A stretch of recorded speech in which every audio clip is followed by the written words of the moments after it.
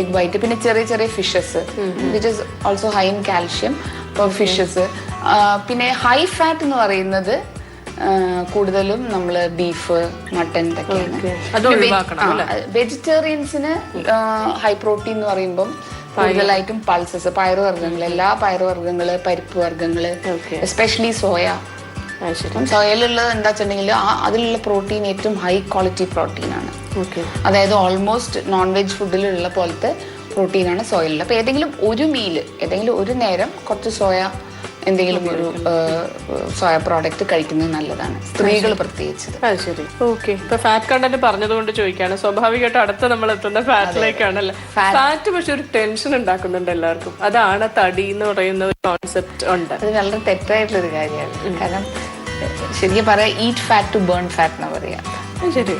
കാരണം ഫാറ്റ് നമ്മുടെ ബോഡിയിലെ എല്ലാ ഓർഗൻസും, എല്ലാ ഇമ്പോർട്ടൻ്റ് ആയിട്ടുള്ള ഓർഗൻസിൻ്റെയും മുകളിൽ വരുന്ന ഷീറ്റ് ഫാറ്റാണ്. അപ്പോൾ ആക്ച്വലി നമ്മുടെ ടോട്ടൽ ഒരു ദിവസത്തെ കാലറി ഇൻടേക്ക് നോക്കുകയാണെങ്കിൽ ഒരു 30% ഓഫ് ദ കാലറീസ് ഫാറ്റ് എന്നാവാം. ഓക്കെ. അപ്പോൾ അതിൽ 10% സാച്ചുറേറ്റഡ് ഫാറ്റ്സ്.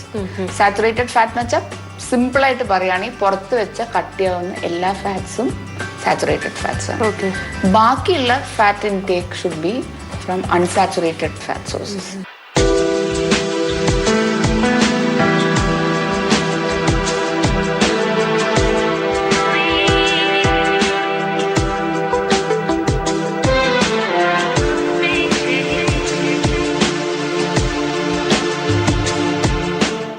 അപ്പൊ ഇനി അടുത്ത് നമുക്ക് ശരിക്കും ഇപ്പൊ 3 പ്രധാനപ്പെട്ടത് നമ്മൾ പറഞ്ഞു. അടുത്ത സെക്ഷൻ ഇനി മൈക്രോ ന്യൂട്രിയൻസ്. മൈക്രോ ന്യൂട്രിയൻസ് എന്ന് വെച്ചിട്ടുണ്ടെങ്കിൽ ചെറിയ എമൗണ്ടിൽ നമ്മുടെ ബോഡിയിൽ ആവശ്യമാണ്.